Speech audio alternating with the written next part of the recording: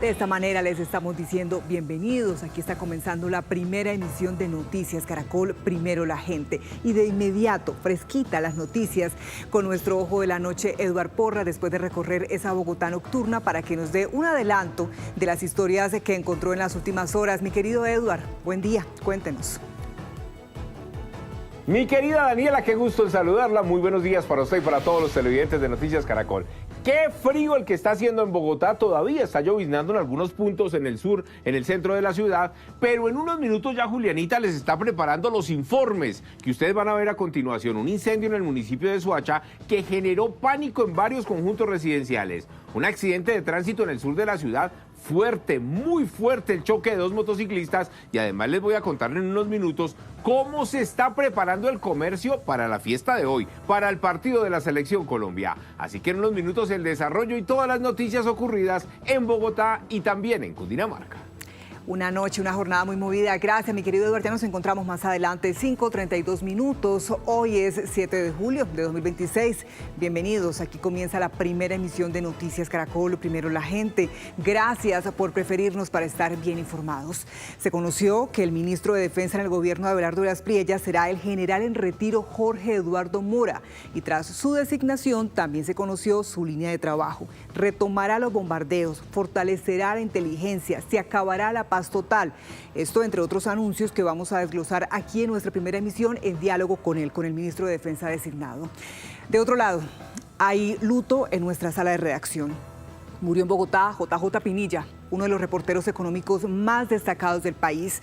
Jotica, como le decíamos de cariño, hizo parte del equipo de Noticias Caracol durante 16 años y por supuesto aquí estamos con nuestra solidaridad, con su familia, con sus seres queridos. Más importante.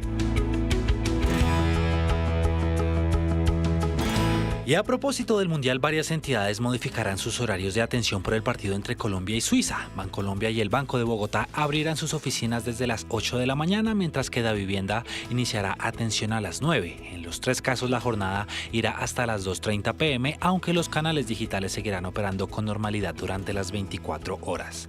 En Bogotá, los CADEs también ajustarán su horario y atenderán hasta las 2 de la tarde. Entre tanto, en Cartagena, el alcalde Domecq Turbay decretó tarde cívica para que los funcionarios puedan también acompañar a la selección en este decisivo encuentro.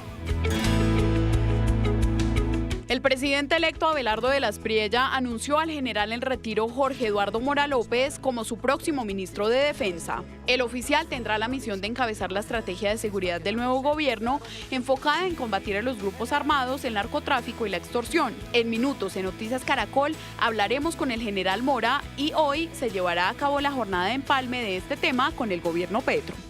Lo que usted necesita saber. Más de 20.000 habitantes de Lebrija, Santander, completan varias horas sin servicio de gas natural, luego de que un camión se accidentara y dañara una tubería de alta presión que abastece al municipio. La emergencia mantiene afectados a hogares, comercios y restaurantes que han tenido que cocinar con leña y pipetas de gas para continuar sus actividades. Mientras avanzan las labores para retirar el vehículo y evaluar los daños, las autoridades aún no entregan una fecha para el restablecimiento del servicio. Somos Noticias Caracol. Primero la gente. 5 de la mañana, 35 minutos. A esta hora también les presentamos un recorrido por las principales portadas de los diarios del país y comenzamos con el de la casa, El Espectador, que titula Fiebre amarilla. La Selección Colombia tiene hoy la oportunidad de volver a tocar el techo futbolístico que alcanzó hace 12 años en Brasil, 2014. Instalarse otra vez entre las 8 mejores del planeta. La tricolor enfrentará a Suiza en Vancouver por un cupo a los cuartos de final de la Copa del Mundo y la fe, por supuesto, está intacta. Pasemos al diario de Medellín, El Colombiano, que nos dice, de las Priellas ya anunció 4 ministros y hoy podrían ser más. El presidente electo anunció a su ministro de Defensa, el general en retiro, Jorge Mora López. Con él ya son 4 confirmados. Combina aliados de campaña y perfiles experimentados. Hoy se podrían conocer 4 más. ¿Qué dice El Tiempo? Contra Suiza, Colombia a un paso de igualar la gesta de Brasil 2014. El seleccionado nacional deberá funcionar como un relojito para enfrentar al invicto seleccionado europeo en Vancouver. Un equipo con gran vocación ofensiva. De nuevo se da por descontado que la marea amarilla se va a tomar este estadio. Y terminamos esta ronda de periódicos con El Heraldo, el Diario del Caribe. Vamos a darle más alas a esa ilusión. Con el ánimo de la gente por las nubes y varios de sus jugadores volando, Colombia jugará contra Suiza hoy en Canadá a partir de las 3 de la tarde en busca del paso a los cuartos de final del Mundial. No nos aterricen todavía, ojalá. 5:37, a usted que está encendiendo su televisor, que está abriendo las puertas de su negocio, que se está preparando para salir a trabajar, a viajar, nosotros estamos listos para contarles cómo amanece el país, cuál es la noticia en cada una de las regiones y por eso ya van a ver también aparte de mis compañeros listos en cada ciudad. Con la camiseta de la Selección Colombia, por supuesto, desde Barranquilla está mi compañero Argemiro Pion. Con las noticias del Pacífico, desde la tradicional Plaza Varela está Paula Restrepo. Aquí muy cerquita en nuestra sala de redacción está Magda Páez. Y después de recorrer esa Bogotá nocturna, nuestro ojo de la noche, Eduard Porras. Bueno, mi querido Eduard, ya usted nos ha adelantado algo de lo que pasó en las últimas horas aquí en la capital del país, pero háblenos entonces, ahora sí en detalle, de ese incendio en Soacha, tengo entendido. Cuéntenos.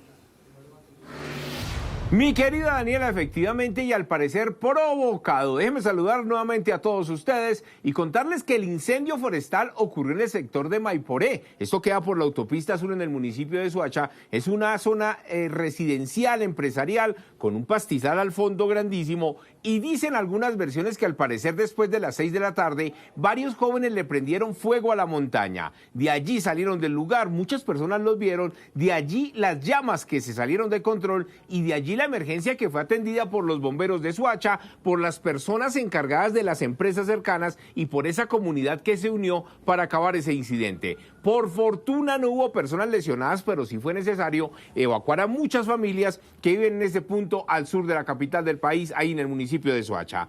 Hablemos ahora de lo ocurrido con un accidente de tránsito fuerte, muy fuerte y al parecer por exceso de velocidad.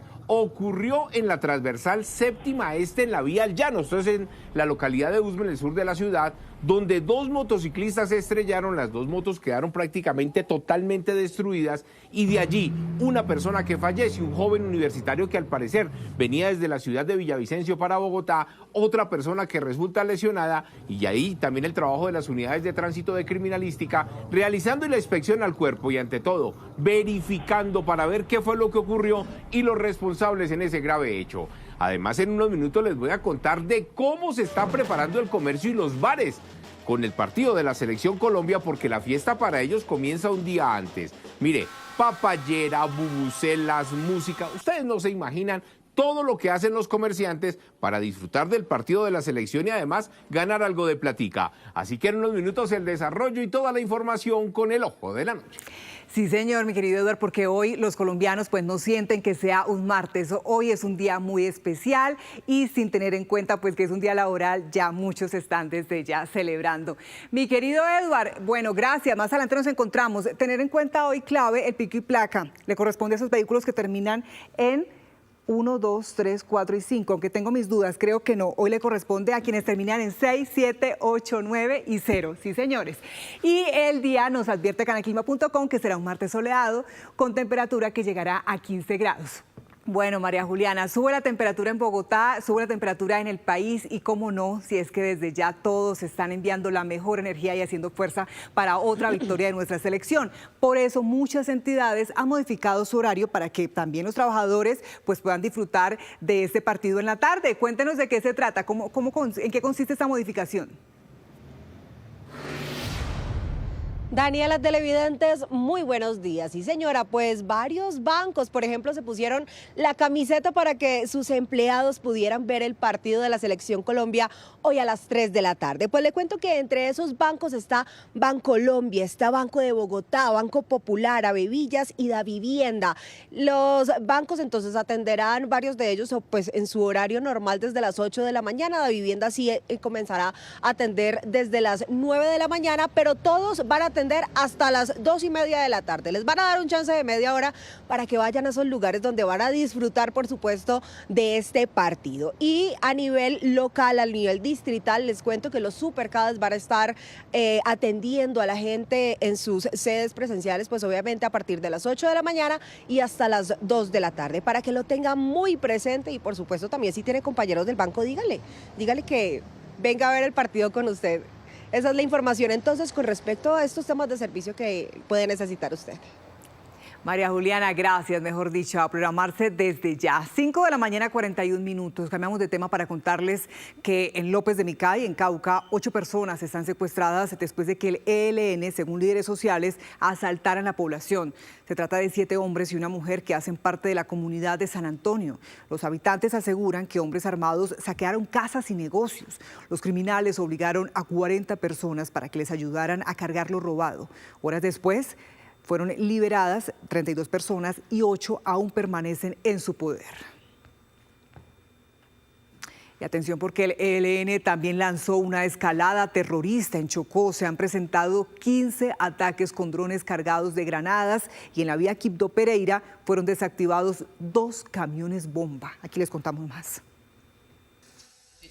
Este es el momento cuando un soldado de la 15ª Brigada del Ejército con un carino especializado verifica los artefactos explosivos en uno de los 2 camiones que atravesó el ELN en los corregimientos Tapón y Piedras del Olvido en Tadó, en la vía Quibdó-Pereira.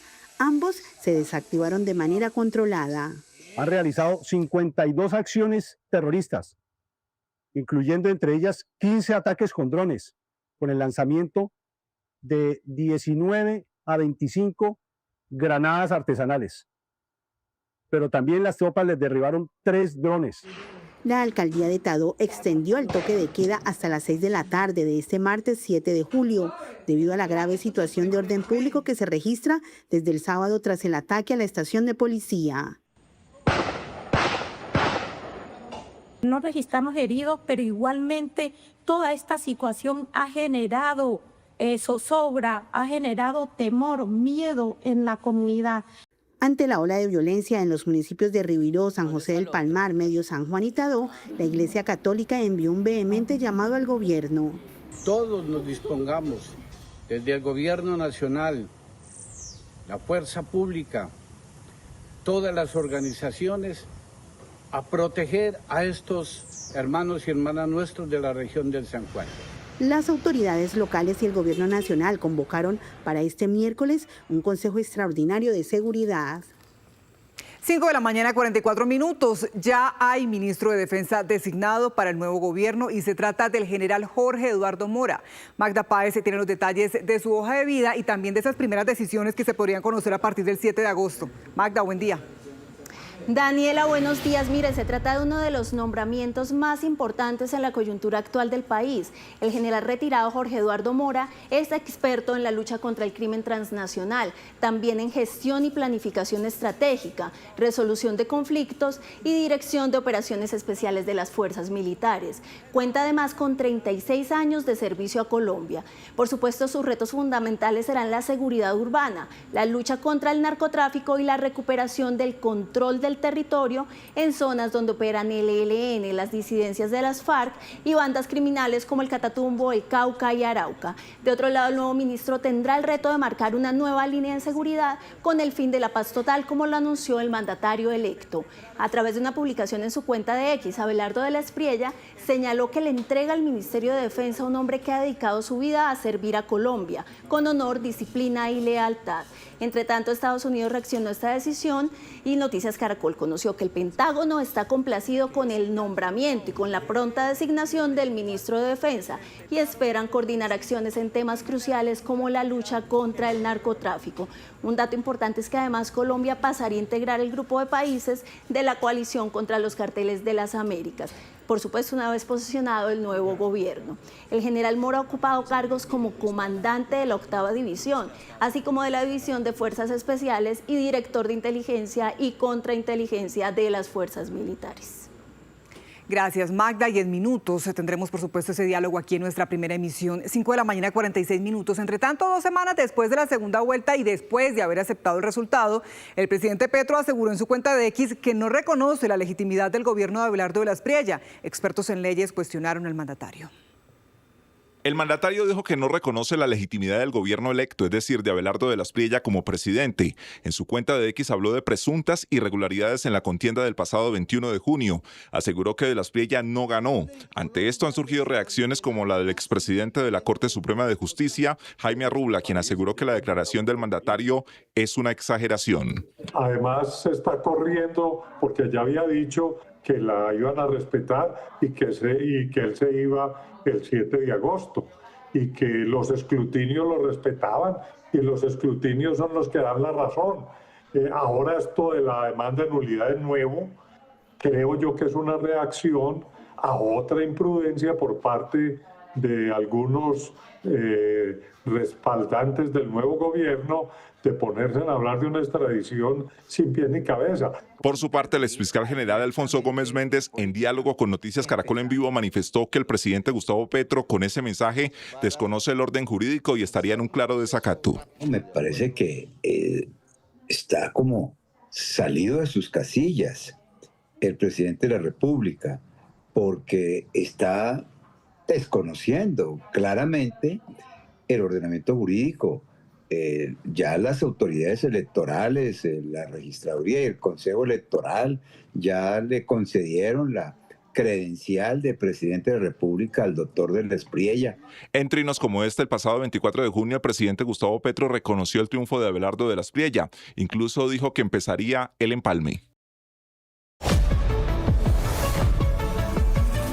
5 de la mañana, 47 minutos. Lucas es un niño venezolano que hoy está cumpliendo 9 años. Su familia y un grupo de rescatistas argentinos lo siguen buscando entre los escombros. 3.500 personas han perdido la vida y más de 16.000 han resultado heridas. La realidad de La Guaira pasa por los que se aferran a la resignación y otros a las pequeñas posibilidades de vida. Lucas Gámez, el niño que días atrás se reportó había quedado entre escombros, cumple 9 años. Aún sin certeza sobre su condición, a lo interno de este edificio en Caraballeda, su familia cree que está con vida. Incluso a través de Noticias Caracol le envían directamente un mensaje a su pequeño. Y si él está sintiendo lo que yo siento o su mamá siente, le queremos transmitir tranquilidad, que esté tranquilo, que sepa que lo estamos buscando, que queremos ir por él o que queremos llegar a él y que queremos saber de él. En otro lado de la entidad, en el puerto de La Guaira, donde se estableció una morgue improvisada, los familiares apelan a la necesidad de dar el último adiós, como María Mejía, que luego de 12 días de trabajo con las uñas, como dice, logró sacar de los escombros a su hermano muerto. Lo logré sacar, pero no con vida, descompuesto totalmente.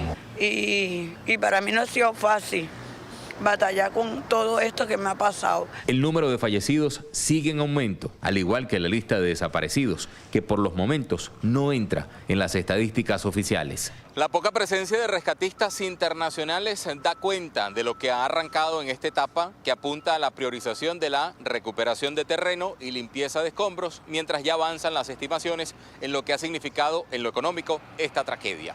Desde La Guaira, Saúl Noriega, Noticias Caracol. Y regresó a Bogotá el equipo USAR Col 1. Nuestros rescatistas que lograron recuperar con vida a un menor en La Guaira, en Venezuela, fueron recibidos en medio de aplausos y gratitud por su trabajo. A las 3 de la mañana aterrizó en Catame, en Bogotá, el equipo USAR Col, tras 8 días de operaciones de búsqueda y rescate de sobrevivientes tras los sismos ocurridos en Venezuela. ¡Colombia por Venezuela! En medio de aplausos fueron recibidos de vuelta en casa. Horas después, los 63 especialistas que integraron la misión, entre ellos 4 mujeres, fueron homenajeados en el Centro Nacional Logístico de la UNGRD al occidente de Bogotá. Tuvimos que hacer muchas labores de evaluación, búsqueda y cooperación. En el equipo también hubo 4 integrantes con habilidades excepcionales. Este es Rojo, uno de los 4 caninos que hizo parte del equipo de rescate USAR Col, con la presencia de más de 63 colombianos que hicieron labores heroicas en Venezuela. Con pocas horas de sueño, pero con la satisfacción del deber cumplido, los rescatistas recordaron la misión. Fue una satisfacción haber participado en esta misión de búsqueda y rescate con este grupo selecto. Uno de los momentos más emotivos fue el rescate con vida de Moisés Calzadilla, de 11 años. Estaba atrapado bajo los escombros a casi 3 metros de profundidad. Uno de los rescatistas recuerda el instante en que escuchó su voz. Esa fue una sensación muy emocionante, el escuchar la respuesta de, si alguien me escucha, grite o algún ruido, inmediatamente él nos responde, ayúdenme, sáquenme de aquí. Entonces, eso para uno eso es un escalofrío por todo el cuerpo, la emoción de encontrar una persona con vida. Hoy Venezuela y Colombia reconocen la labor de este equipo certificado por Naciones Unidas en el nivel más alto de rescate urbano, junto a otros 59 equipos en el mundo que han logrado esta distinción. Admirables. Tras los 2 terremotos que sacudieron a Venezuela, el gobierno interino de Delcy Rodríguez actualizó la cifra de afectados. Hasta el momento son 3.535 muertos. Más de 16.000 personas resultaron heridas, mientras que los organismos de búsqueda y rescate continúan sus labores para sacar a más personas con vida entre los escombros. Es el mayor deseo de todo el mundo. 5 de la mañana, 52 minutos. Seguimos avanzando en este recorrido por las regiones para conocer cómo amanece el país. Y a esta hora nos vamos para la región pacífica, en Cali. Ya vemos a mi compañera Paula Restrepo. Paula, Canal Clima nos advierte que tendrán un día soleado con temperatura máxima de 34 grados y el pico y placa es para esos vehículos que terminan en 1 y 2. Bueno, en el Pacífico hay un llamado importante a quienes están buscando expedir su pasaporte y que por alguna razón no pueden llegar hasta la capital del Valle del Cauca. ¿De qué se trata? ¿Cuál es la alternativa entonces, Paula? Daniela, televidentes, muy buenos días. Primero quiero decirle que los calores están insoportables, que no dejan ni dormir. Y siguiendo con la noticia, pues son buenas noticias porque ya comenzaron las jornadas descentralizadas de pasaportes para el segundo semestre de este año. El turno es para el municipio de La Unión, Valle del Cauca, este 10 de julio, de 8 de la mañana a 4 de la tarde. Pero mucho ojo porque tiene que haber una inscripción previa. La inscripción es abierta a través de la página www.pasaporte.valle del Cauca.gov.co desde este 6 de julio y hasta mañana 8 de julio para que la gente pues pueda facilitar su trámite y no tenga que viajar hasta la capital del Valle del Cauca a sacar su pasaporte. Es llegar la presencia institucional de la gobernación a los municipios y así asegurando de que las personas que digamos que han tenido alguna dificultad para desplazarse a Cali y hacer el trámite de pasaportes, pues lo hagan directamente en su municipio. Y también le expresamos el servicio de la mensajería.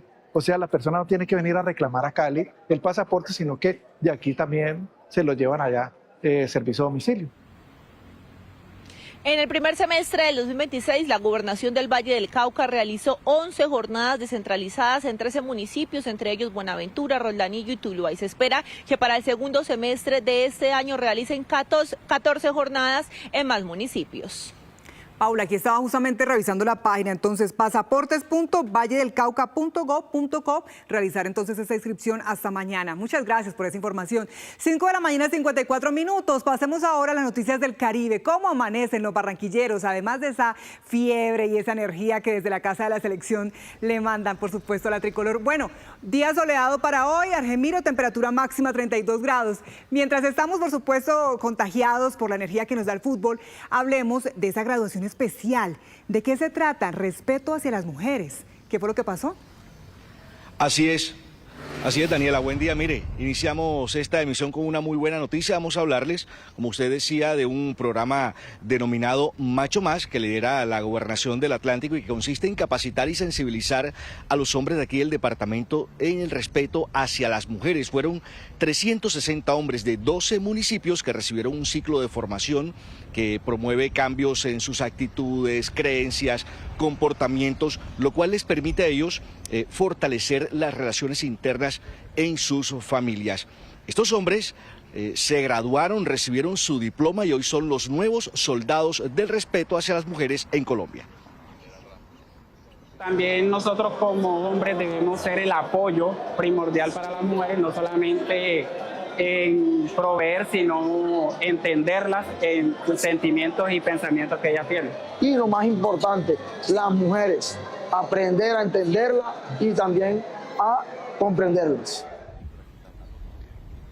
Bueno, la ceremonia de graduación se realizó en el Parque Mubdi, ubicado en el municipio de Soledad, y muchas felicidades a los nuevos soldados del respeto hacia las mujeres en Colombia. Hay una nueva tormenta política en Colombia por el pronunciamiento del actual presidente Gustavo Petro al desconocer el triunfo de Abelardo de la Espriella y José Manuel Restrepo en las urnas el pasado 21 de junio. Desde varios sectores del país se ha exigido el respeto a la institucionalidad en Colombia. Para conocer lo que ocurre en este momento político en el país, Juan Carlos Mateus tiene a esta hora varios sectores y pronunciamientos. Juan Carlos, ¿con quién iniciamos? Buen día. Así es, Daniela. Hacemos contacto a esta hora con Alejandra Barrios, directora de la Misión de Observación Electoral. Alejandra, buenos días. ¿Qué piensa la Misión de Observación Electoral? Buenos días. ¿Qué piensa la misión, la MOE, de este pronunciamiento presidencial que desconoce los resultados del pasado 21 de junio? Mira, ya llevamos 16 días de haber finalizado el proceso electoral, se hizo el procedimiento de escrutinio, no solamente la misión de observación electoral, sino también los testigos electorales de las dos organizaciones políticas en contienda hicieron parte del escrutinio. Hubo presencia también de la observación electoral internacional, tanto de la Unión Europea, de la OEA, del Centro Carter. Lo que nosotros vimos fue un procedimiento, fue un proceso de escrutinio en el que se siguió completamente los procedimientos y en ese sentido nos sumamos al llamado a que hay que respetar la institucionalidad, se cumplieron los procedimientos, el pacto histórico, la campaña del doctor Cepeda reconoce los resultados electorales y si bien pueden haber algunas dudas, preguntas por parte del presidente de la República, estas deberían ser solucionadas en los niveles técnicos. Si hay pruebas, si ya puso una denuncia frente a la Fiscalía, pues obviamente entonces frente a las autoridades pertinentes, pero en principio vimos un proceso que ya salió adelante y que ya estamos en otra etapa, Juan Carlos. Estamos en la etapa de el empalme entre el presidente Petro y el equipo del presidente Petro y del presidente entrante. Desde la Iglesia, y muchas gracias a usted, Alejandra Barrios, por su pronunciamiento. Desde la Iglesia también hay pronunciamiento y por eso hacemos contacto a esta hora con Monseñor Héctor Fabio Henao, delegado para las relaciones entre Iglesia y Estado. Y a propósito de esas relaciones, ¿cuál es el llamado, Monseñor, en este instante cuando se ha desconocido por parte del presidente Gustavo Petro el resultado de las elecciones, la victoria de Abelardo de la Espriella? Muy buenos días. En primer lugar, nosotros consideramos que se ha cumplido una jornada electoral en paz, con mucha participación ciudadana, con un gran ejercicio de capacidad de encuentro de los colombianos en torno a distintas propuestas. Por supuesto que hay siempre en democracia la posibilidad de disentir y de presentar propuestas o reclamaciones frente a un proceso como este. Los mecanismos institucionales que existen en el país serán los encargados de dar un concepto final. En principio, nosotros consideramos que es muy importante que la Iglesia, desde la Iglesia vamos a seguir insistiendo en que hay que asumir el proceso con toda la calma, con un espíritu democrático, con un espíritu también de un gran compromiso con el país. Este es un momento de mucho compromiso con Colombia y con la población, así que nosotros esperamos que todo transcurra en el marco de la institucionalidad y todo pueda ser resuelto si hay dudas, inquietudes, etcétera, a través de los mecanismos existentes. Y mientras tanto, la población mantengamos nuestra capacidad de continuar construyendo país. Monseñor, rápidamente, el respeto a la institucionalidad y por ende también al lenguaje utilizado en este instante en el país, en el nivel político. Sí, todos somos responsables del momento actual, todos somos responsables de conservar una posibilidad siempre más estable de relacionarnos en términos de respeto, de reconocimiento, en términos también de construcción de nación. Eso es lo que prima ante todo en este momento. Colombia hoy necesita más expresiones de respeto y más expresiones de unión en torno a lo que es el futuro del país para asegurar que la nación pueda continuar avanzando en los logros que ya tiene. Más respeto a la institucionalidad en el país pide la Iglesia Católica a través de Monseñor Héctor Fabio Henao. Monseñor, muy buen día para usted y muchas gracias. Buen día, Dios los bendiga a todos los que siguen Caracol. Gracias. Juan Carlos, a propósito, en medio de la conmemoración de los 35 años de la Constitución de 1991, el vicepresidente designado de la República, José Manuel Restrepo, exigió el respeto a la institucionalidad.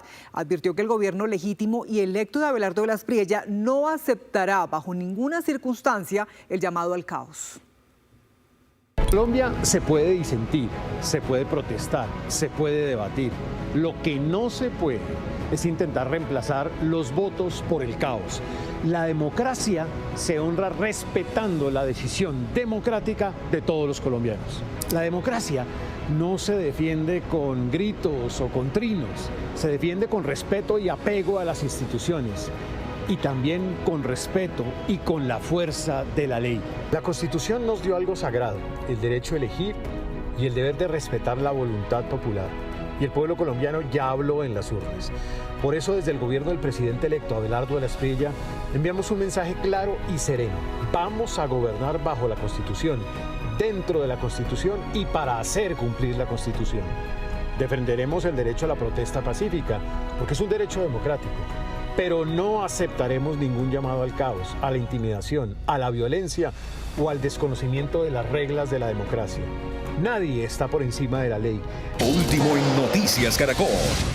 6 de la mañana, 41 minutos. Atención, el presidente electo Abelardo de las Priella acaba de pedirle al vicepresidente electo José Manuel Restrepo suspender el empalme con el gobierno saliente. Así lo dio a conocer a través de redes sociales y esto trinó a Abelardo de las Priella, abro comillas. Acabo de darle instrucciones al señor vicepresidente electo de la República para que suspenda de manera inmediata el proceso de empalme con el gobierno corrupto que termina su periodo. Un gobierno que, con sus decisiones y su conducta, pretende destruir a Colombia. Asimismo señala, mi deber es proteger los intereses de la nación y garantizar una transición seria, transparente y al servicio de los colombianos.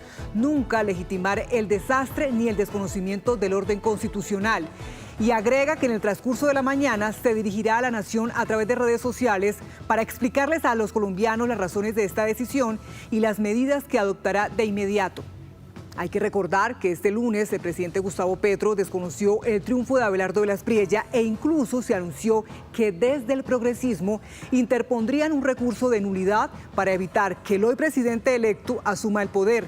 El presidente alega que hubo intervención de Estados Unidos, que no fue transparente el proceso electoral, entre otras razones. 6:42 minutos. En otras noticias, 72 horas completan secuestradas 8 personas, al parecer por el ELN en López de Micay, esto es en Cauca. Las autoridades locales organizan una comisión humanitaria para buscar su liberación.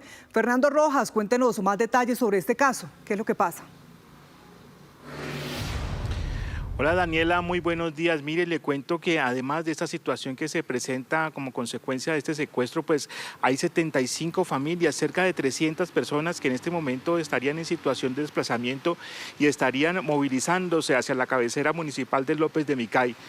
En este momento son 7 hombres y una mujer que pertenecen a la comunidad de San Antonio, que pertenece al Consejo Comunitario de San Joc, ahí en la cabecera municipal de López de Micay, en la costa pacífica caucana. Según líderes sociales, pero también miembros de la comunidad, a través de un comunicado, anunciaron o informaron mejor que un grupo de hombres armados llegó hasta esta comunidad, reunió a toda la comunidad, se identificó como miembros del ELN y después de reunir a la comunidad, pues procedió a robarle sus pertenencias y a saquear varias viviendas y también varios negocios. Después, dicen en la misma comunidad, que estos hombres obligaron a 40 personas para que cargaran lo robado y posteriormente 32 de estas personas fueron liberadas. 8 de ellas, como le digo, pues aún continúan secuestradas y al respecto habló la secretaria de Gobierno del Departamento del Cauca. Bueno, no tenemos mayor información, la verdad, lo que sabemos hasta el momento, esperando también las noticias pues que nos puedan entregar los familiares aún no nos dan información necesaria de lo que realmente se está solicitando. No sabemos todavía en este momento si es un secuestro extorsivo o si finalmente hace parte del procedimiento que este grupo, al margen de la ley, utilizó para que las personas fueran y llevaran las cosas que fueron saqueadas de los diferentes establecimientos. A través de un comunicado, la administración municipal de López de Micay rechazó el hecho. Las autoridades en este momento investigan qué tipo de secuestro es. A esta hora, policía, ejército y la misma comunidad pues realiza una exhaustiva verificación y revisión del territorio para dar con el paradero de las 8 personas secuestradas. Esperamos pronto esas noticias positivas entonces, que se conozca esa liberación. Gracias, Fernando. 6 de la mañana, 45 minutos. Hay periodistas que hacen noticia y otros que además dejan escuela. Hoy el periodismo colombiano despide a uno de esos hombres. Falleció John Jairo, más conocido como JJ Pinilla, durante años uno de los rostros más respetados de Noticias Caracol. Un reportero que convirtió el rigor, la serenidad y la ética en su sello de vida.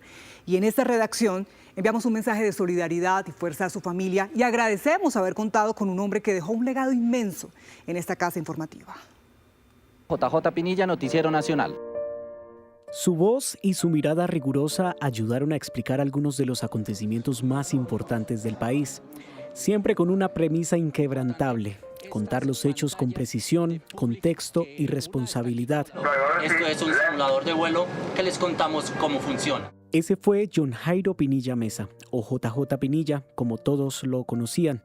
Un hombre que dejó huella no solo por su trabajo, sino por la calidad humana con la que ejerció cada día su profesión, el periodismo. Todo un mar de conocimiento con mucho de profundidad en el tema, por ejemplo, judicial.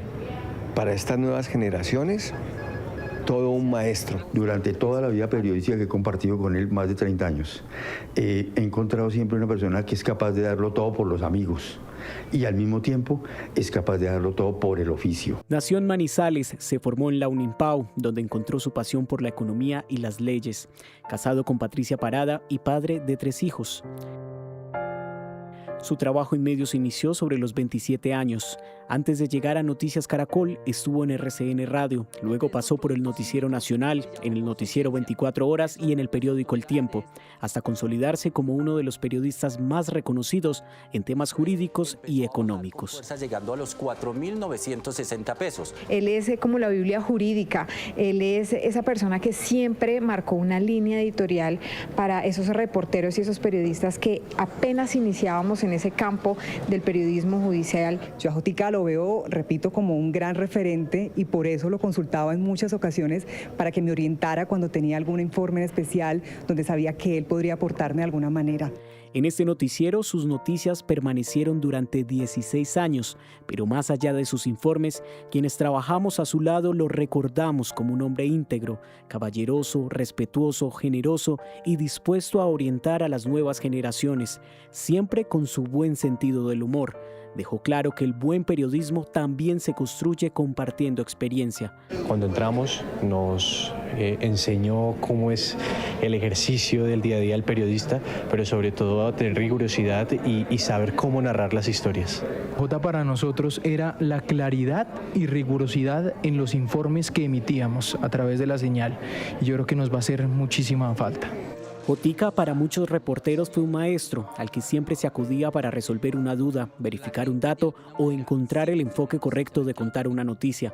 El 11 de octubre de 2024 se despidió de la redacción para disfrutar de su jubilación tras 36 años de ejercicio periodístico, una salida que estuvo marcada por los aplausos, el cariño de sus colegas y el gran reconocimiento a una trayectoria ejemplar que tuvo como base la disciplina y una inmensa vocación de servicio. Siempre, digamos, con la frase justa, con el tono adecuado, un gran periodista y una estupenda persona. JJ Pinilla es una de las personas con mejor corazón, una de las personas más serias, más responsables, más rigurosas que he conocido, no solamente en su ámbito profesional, sino en su ámbito personal. Creo que nos deja muchas enseñanzas. Hoy el periodismo colombiano, sus familiares, amigos y compañeros lo despedimos con profundo dolor, pero también con gratitud. Porque detrás del periodista riguroso había un hombre cercano, noble y profundamente comprometido con su oficio, un legado imborrable y un ejemplo a seguir a la hora de informar. Gracias, JJ. Jotica, descansa en paz y, como decías, en todo caso disculpe. Lo último en Noticias Caracol. A las 7:33 retomamos la noticia del momento en el país. El presidente electo Abelardo de la Espriella acaba de pedirle al vicepresidente electo José Manuel Restrepo suspender el empalme con el gobierno saliente. Así lo dio a conocer a través de redes sociales. Esto trinó de la Espriella, abro comillas. Acabo de darle instrucciones al señor vicepresidente electo de la República para que suspenda de manera inmediata el proceso de empalme con el gobierno corrupto que termina su periodo. Un gobierno que con sus decisiones y su conducta pretende destruir a Colombia. Asimismo señala, mi deber es proteger los intereses de la nación y garantizar una transición seria, transparente y al servicio de los colombianos. Nunca legitimar el desastre ni el desconocimiento del orden constitucional. Y agrega que en el transcurso de la mañana se dirigirá a la nación a través de redes sociales para explicarles a los colombianos las razones de esta decisión y las medidas que adoptará de inmediato.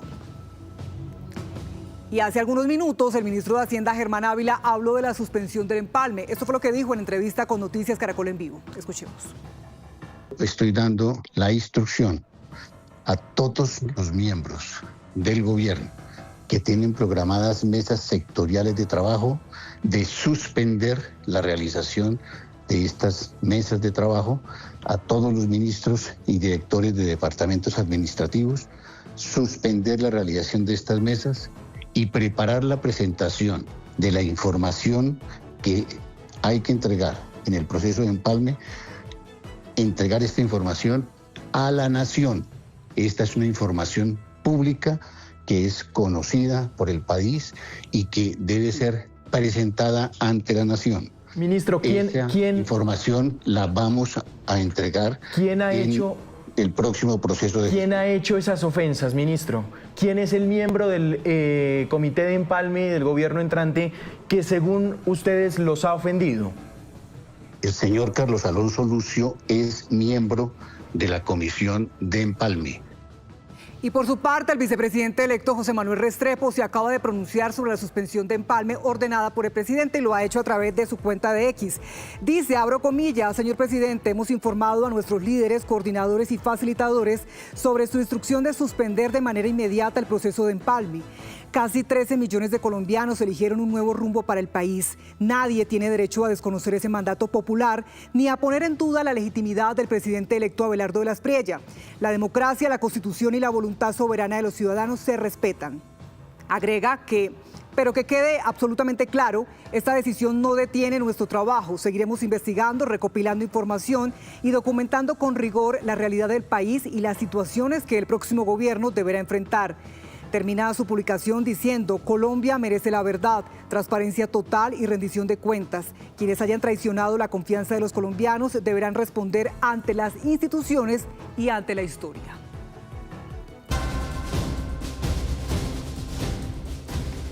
Siete de la mañana, 45 minutos. El comercio, los bares están listos con diferentes alternativas para acompañar esta tarde la Selección Colombia. Esta y otras historias nos cuenta nuestro ojo de la noche a esta hora, Edward Porras. Edward, cuéntenos. Compañeros, hablemos de lo que ocurrió anoche con la antesala de lo que es el partido de la Selección Colombia. En los bares de Bogotá se preparan un día antes. Muchos llevan hasta bubucelas para los clientes, van a llevar música, comida, mejor dicho. Vean ustedes mismos lo que hablan los comerciantes desde el centro de Bogotá. Cuando juega la selección, la fiesta se prende desde el día anterior. Y los primeros de hacer las propuestas de juego son los dueños de bares y discotecas en Bogotá. No, esto es una locura, tú no te imaginas, viene muchísima gente, tenemos promociones, contratamos papayera, el ambiente es completamente futbolero. Son días especiales donde las ventas aumentan y por eso hacen más atractivos los partidos de la Selección Colombia. Aquí los esperamos desde la 1 de la tarde, vamos a tener una gran rumba para que no se pierdan ese partido, todo el lugar está lleno de pantallas gigantes, todo el ambiente futbolero, con las camisetas, las bufandas, bueno, todo el ambiente futbolero. Tenemos salsita de golpe, timba, bueno, de todo lo que necesiten en salsa. En el barrio Galerías, la música es fundamental para combinarlo con el buen fútbol y por eso los que organizan esta rumba futbolera le apuestan a otro triunfo de la selección. 3-1 ganó Colombia. 1-0 gana Colombia. Gol de Luchito mañana. Yo digo que 3-1 ganamos.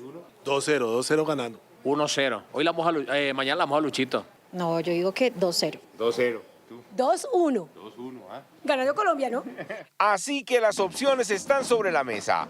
Fútbol en bares con pantalla gigante o en la calidez de la sala de sus casas. Pero lo importante es apoyar a nuestra selección Colombia. Y mañana más información y más noticias con todo lo que ocurra en Bogotá y Cundinamarca mientras que ustedes descansan. Un feliz y maravilloso día para todos ustedes. Buen descanso, Edward. Y es que el fútbol se toma Colombia. Bancos y supercades modificaron su horario de atención por el partido de esta tarde, mientras el comercio se ingenia planes para atraer más clientes en el marco del juego de octavos de final contra Suiza. María Juliana Reyes, usted tiene los detalles, cuéntenos.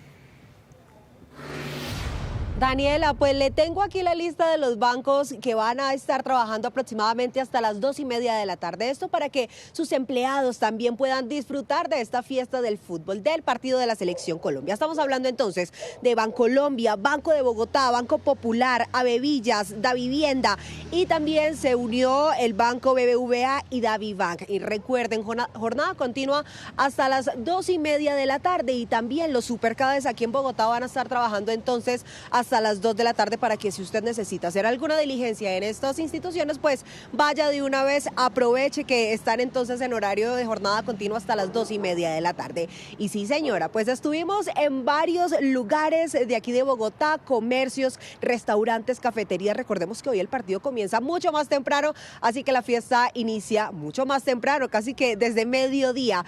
Escuchamos entonces cómo les ha ido a los restaurantes y a los comercios también y por supuesto cómo están los ánimos con la gente. En las calles, la hinchada de la Selección Colombia tiene la fe intacta. Muchos sueñan incluso con ganar el Mundial. Los ánimos están, hay optimismo, se vale pensar en un campeonato. Yo creo que quedamos 2-0 ganando Colombia. Nos han dado mucha alegría y han mejorado bastante, entonces tenemos mucha ilusión para ver qué podemos proyectar y ojalá ganar el Mundial. Si nos acordamos en el año 94, Colombia le ganó a Suiza 2-0. Y pues hombre, hay que apoyar los esfuerzos de la selección pues por mejorar y por ser una selección de clase mundial. Hombre, podemos soñar. El comercio ya se siente ganador con cada partido, pues cuando la selección juega, las ventas crecen significativamente. Para los sectores como bares, gastrobares, restaurantes, hoteles, pues tiene un incremento muy importante, supera inclusive el 50% de cualquier otro partido de los que estamos viviendo en el Mundial en términos económicos. Esperemos pues un muy buen resultado y que superemos con creces el impulso y todo lo que genera esta alegría para todos los colombianos. Lo cierto es que sí, en los partidos de Colombia nos va muy bien. Todos sabemos que Colombia, la selección es un equipo que despierta muchas pasiones y máxime en una cita orbital como es el Mundial de Fútbol. Algunos no contaban con que venderían todos sus productos. Sí, claro, nosotros ya estamos arreglando las cositas desde antes porque si no nos cogen y digamos el anterior partido se nos acabó la mayoría de cosas, entonces es una falencia que no puede volver a pasar como tal. Otros comercios se las ingenian para que no haya excusas, como en estas clases de cycling, donde el partido se proyectó durante el entrenamiento. Lo que me gusta es que todos los planes que uno hace en Bogotá incluyen los partidos de la Selección Colombia. Por primera vez en este Mundial, la Selección Colombia jugará a las 3 de la tarde, por lo que la fiesta de la tricolor comienza desde más temprano.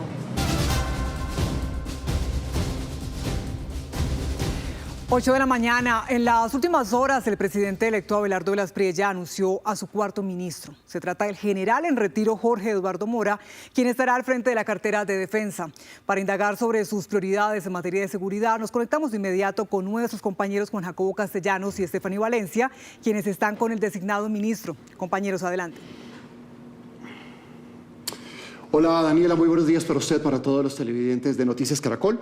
Aquí estamos con un oficial que tiene 35 años de carrera, Stephanie, experto en inteligencia, crimen transnacional, narcotráfico y operaciones especiales. Señor ministro de la Defensa designado, el mayor general del retiro, Jorge Eduardo Mora López, bienvenido a Noticias Caracol. Gracias Juan Jacobo, Stephanie, a todos los televidentes. Mil y mil gracias por esta oportunidad de poder dirigirme a los colombianos. Señor ministro, hace pocos minutos el presidente designado, el presidente electo Abelardo de las Priella, ha suspendido el empalme. ¿Qué información tiene usted al respecto? Sí, ya estábamos preparados para salir al empalme particularmente el sector defensa, habíamos acordado con el ministro Pedro Sánchez encontrarnos en la Escuela Militar de Cadetes, donde iba a iniciar el proceso de empalme general. Teníamos destinadas más de 256 personas, expertos en diferentes áreas, para iniciar a hacer el empalme en cada una de las dependencias del sector defensa, del Ministerio. Desafortunadamente, este gobierno ha iniciado una guerra mediática, una guerra de manejo de redes, con informaciones, con declaraciones de algunos de los integrantes de su gobierno, declaraciones desafortunadas, descalificando la elección democrática y constitucional que tuvo el pueblo colombiano de elegir al doctor Abelardo de la Espriella, de manera de que lamentable esta situación, pero creo que es la manera con criterio, con altura, con carácter, con determinación que siempre lo ha demostrado el doctor Abelardo de la Espriella, de tomar esta decisión, porque el pueblo colombiano no puede seguir manejándose y viendo cómo un presidente desconoce todo. Es que ha sido la constante en estos 4 años. Ellos nunca tienen la culpa, ellos siempre tienen excusas, y creo que en este caso también lo que menos quieren es que entremos a hacer un empalme donde encontremos todas las irregularidades y todos los malos procedimientos que han hecho en cada una de las carteras, y el sector defensa evidentemente así es, porque ya durante más de 7 meses hemos hecho un trabajo minucioso, revisando y recopilando información abierta, cerrada, con fuentes humanas, inclusive al interior del sector defensa, que nos han hecho llegar una serie de documentos, informaciones interesantes, y hoy íbamos a corroborarlas, a entrar, a meter el dedo en la llaga, a revisar casos específicos, y bueno, tenemos otras herramientas, ¿no? Hoy vamos a instaurar, a radicar un derecho de petición con 470 preguntas que deben responder y deben entregarnos la documentación, la información, para hacer un análisis, y tomar las decisiones que hayan que tomar, las denuncias respectivas. En fin, esto sigue.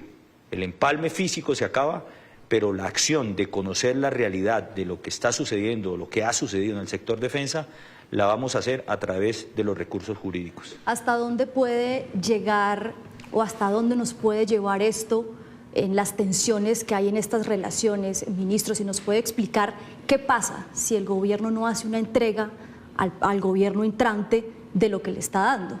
No, es que tienen que hacerlo porque hay una ley de empalme y hay unas normas establecidas dentro de la normatividad jurídica que tiene Colombia. Ellos tienen que hacer la entrega y tienen que hacer un empalme, así no se vaya a hacer de manera física, tienen que entregarse.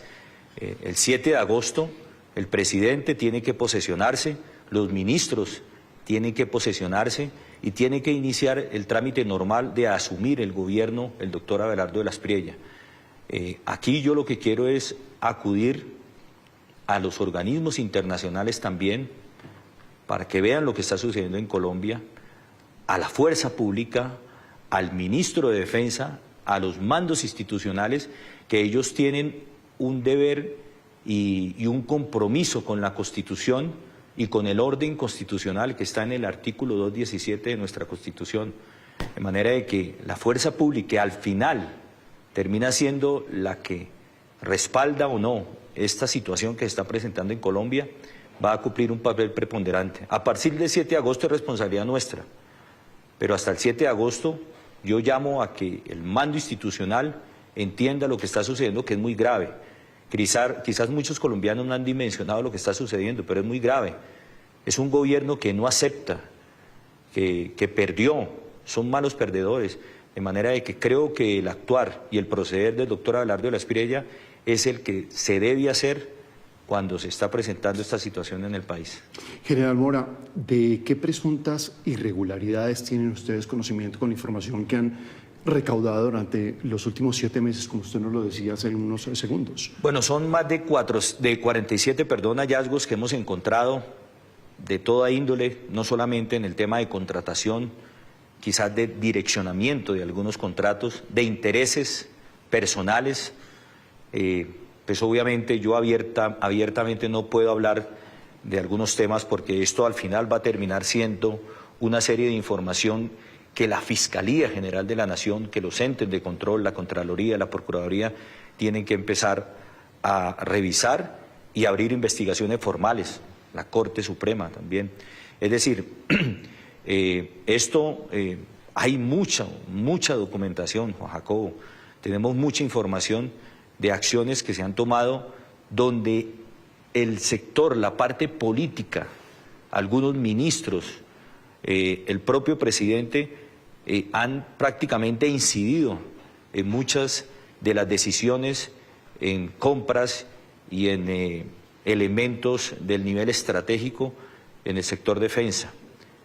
No solamente en eso, por ejemplo, también los retiros de una serie de oficiales, generales, coroneles, mayores, solamente porque estuvieron trabajando en el anterior gobierno en cargos sensibles, ya los retiraban, gente con muchas capacidades, con un perfil, que esto también es corrupción.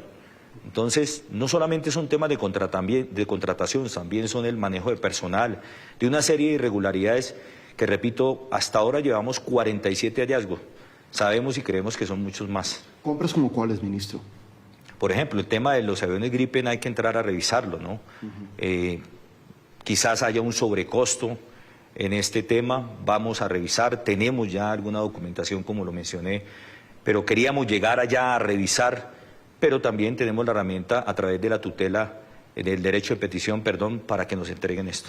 Y salidas injustas que usted menciona, ministro, puntualmente se verá reflejado en una reincorporación, ¿hasta qué punto? Es decir, dentro de sus planes o dentro del esquema que usted tiene en su cabeza de lo que espera hacer en esa línea de mando que va a conformar, ¿va a reincorporar generales, oficiales? ¿Quiénes puntualmente? Sí, tenemos instrucciones del presidente y hemos revisado algunas hojas de vida y perfiles de algunos generales, coroneles, tenientes coroneles mayores que fueron retirados de manera injusta y que tienen unas capacidades importantes e interesantes para lo que vamos a asumir. La estrategia de seguridad, defensa y convivencia ciudadana que hemos diseñado necesita de algunas personas que desafortunadamente no tenemos la suficiente capacidad con lo que hay en la actividad, porque este gobierno se dedicó a destruir sistemas como el de inteligencia, el de evitamiento de la aviación.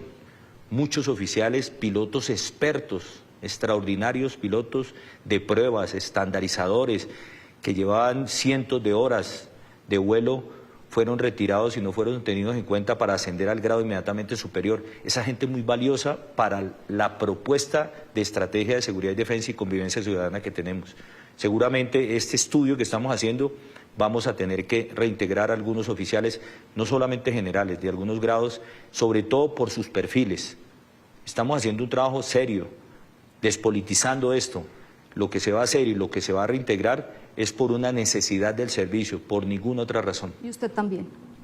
Pues creemos que así es una de las consideraciones que estamos viendo. Hay que mirar algunos temas jurídicos, pero esa es una de las posibilidades que tenemos. Es decir, general Mora, que usted va a ser ministro de Defensa como lo fue en su época el general Botero en la presidencia de Virgilio Barco. Es probable, Juan Jacobo. Sí. ¿De qué depende eso? De las revisiones jurídicas, ¿no? De algunos asuntos y algunos trámites jurídicos que hay que revisar, pero esa es una de las posibilidades que existen. ¿Por qué, ministro? O sea, ¿en qué cambia el panorama en que usted pase de nuevo al servicio activo a que asuma el Ministerio de Defensa en calidad de retirado? Muchas circunstancias, Stephanie. La primera de ellas es que el presidente Abelardo de la Espriella, desde su misma campaña, desde que inició con los defensores de la patria, su símbolo, el saludo militar, la frase firmes por la patria, todo esto es en homenaje a los héroes de la patria, en reivindicar su nombre, lo que son ellos y lo que significan para nuestro país, sobre todo en los momentos más críticos en que estamos. De manera de que retomar la cartera de defensa en manos de un militar activo es algo que le va a también dar mucha capacidad y sobre todo recobrar esa moral combativa perdida. Recordemos que los ministros de defensa que tuvo este gobierno, pues de una u otra manera han cometido muchos errores y a pesar de que uno de ellos es militar en retiro, pues no cumplió las expectativas que pensaban los mismos miembros de la fuerza pública. Creo que perdió una gran oportunidad de ganarse el cariño, el aprecio de los soldados y policías de la patria, sobre todo del pueblo colombiano, que ve en el sector defensa, en su ministro, en sus mandos institucionales, las personas que los va a proteger y les va a dar total tranquilidad en muchas regiones del país. Creo que esto es un homenaje, una reivindicación al nombre y a los héroes de la patria, y está siendo coherente con lo que ha dicho el presidente Abelardo de la Espriella en su periodo de campaña. General Mora, cambiemos de tercio. ¿Le parece, Stephanie? Hay un tema que mortifica a los habitantes de las ciudades de Colombia y es el tema del atraco, del cosquilleo, de los asaltos cuando están saliendo de los bancos, y precisamente ha anunciado el presidente electo un bloque de seguridad ciudadana. ¿Eso cómo va a funcionar en Carta Blanca, señor Bueno, ministro? son los bloques de defensa urbana que van a funcionar inicialmente en las 7 principales ciudades de Colombia: Bogotá, Medellín, Cali, Barranquilla, Cúcuta y Cartagena, y Bucaramanga, perdón, Cartagena también. Estos bloques van a estar conformados aproximadamente por 200 miembros de nuestra Policía Nacional, y es una perfecta mezcla entre la parte policiva y de judicialización. Lo que se quiere es que el trabajo sea integrado y que este trabajo funcione de manera articulada entre la policía. 8 de la mañana, 13 minutos. Una falla técnica ha suspendido, interrumpido esta conversación que más adelante, por supuesto, vamos a retomar. Entre tanto, queremos presentarles justamente esas cifras o esos retos de los que venía hablando el ministro de Defensa designado. Recordemos que en las últimas horas el presidente electo Abelardo de la Espriella anunció a su cuarto ministro. Se trata del general en retiro Jorge Eduardo Mora. Pues esta designación marca el inicio de una nueva etapa en la política de seguridad de Colombia. El entrante jefe de la cartera de defensa llega a un panorama complejo con la presencia de grupos ilegales que superan más de 27.000 integrantes, más del doble de los registrados en 2018. El Clan del Golfo, con cerca de 10.000 combatientes, sigue siendo la estructura con mayor cobertura territorial, mientras que el ELN, con 6.800 integrantes, mantiene fuerte presencia en corredores fronterizos, y la segunda marquetalia con más de 6.700 miembros. Según registros de Indepaz, entre el 2022 y el 2026, han sido más de 200 masacres, las registradas principalmente en Antioquia, en Valle del Cauca, en Norte de Santander y en Guaviare. La Fundación Ideas para la Paz advierte que Colombia atraviesa uno de los momentos más críticos en materia humanitaria. En 2025, por ejemplo, las cifras de desplazamiento y confinamiento alcanzaron niveles históricos. Más de 96.000 personas fueron víctimas de desplazamiento masivo y cerca de 155.000 sufrieron confinamientos por acciones de grupos armados. Ahora, si hablamos de cultivos ilícitos, según la Oficina de Naciones Unidas contra la Droga y el Delito, llegaron a 261.000 hectáreas nada más hasta el 2024. De otro lado, el asesinato de líderes sociales en el 2025 llegó a 187 y este año, en lo que va del 2026, ya se han reportado 74 asesinatos. Otro de los retos es el uso creciente de tecnologías por parte de organizaciones armadas y redes criminales. Hay registro de un aumento significativo de ataques con drones explosivos. Vean, entre el 2023 y abril del 2026 fueron cerca de 500 eventos de este tipo. Y si hablamos de homicidios, fueron 3.391 nada más entre enero y marzo de este año. Juan Jacobo Castellanos y Stephanie Valencia. Seguimos con ustedes y con el diálogo con el ministro de Defensa designado. Adelante. Daniela, gracias. Bueno, el ministro designado nos hablaba precisamente de en qué consiste ese bloque de defensa urbano, ministro, y quiero preguntarle, para retomar un poco la idea que usted llevaba, ¿qué rol van a cumplir los reservistas? ¿Ellos van a ser reincorporados al servicio activo o en su calidad de reservistas, qué funciones van a cumplir? Bueno, los reservistas van a cumplir una función trascendental. Ellos van a conectarse a través de las alcaldías en una primera línea de articulación en seguridad, pero su papel no va a ser ni uniformados, ni portando armas, ni siendo parte de esta estructura del bloque. La estructura del bloque es con policías y con judicialización de nuestra Fiscalía General de la Nación y la Policía Judicial de la Policía Nacional. Ellos van a cumplir un rol de participación ciudadana, ayudando a prevenir, también a hacer pedagogía en la gente y a poder estructurar en los barrios, en las comunas de cada una de las ciudades, un trabajo de articulación de alertas y de manejo de un sistema en el cual la misma población se sienta identificada con este bloque de seguridad que vamos a instaurar en las ciudades.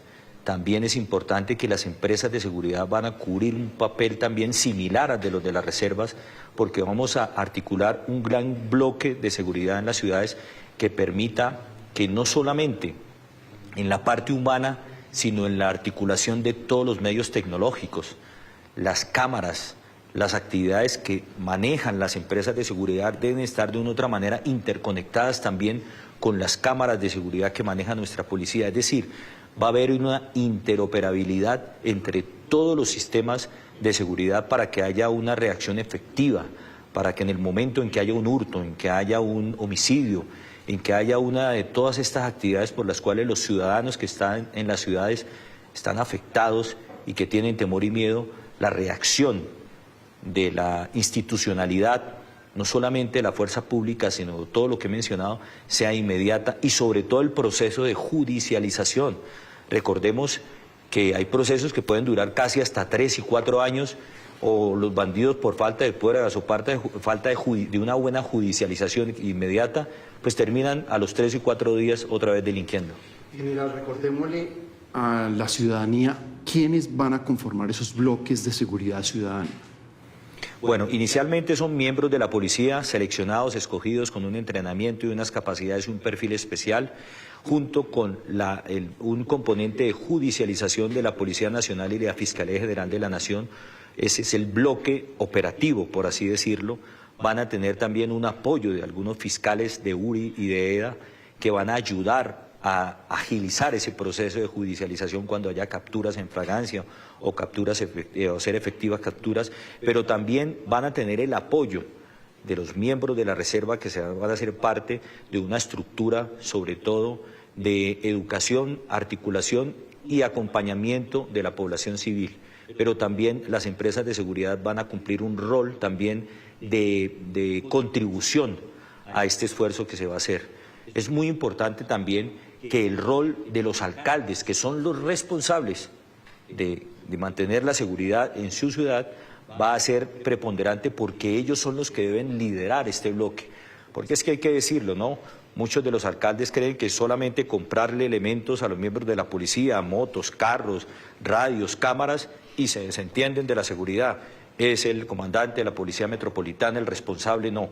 Esto va a ser una responsabilidad compartida de todos y va a haber un seguimiento. Recuerde que nuestro presidente va a estar una semana en cada departamento y que cuando termine el último va a regresar al primero a encontrar y a buscar resultados de lo que se hizo y lo que se prometió y las órdenes que se dio en ese primer Consejo de Seguridad que se hizo en la primera ciudad. A los 3 meses estamos regresando a buscar resultados.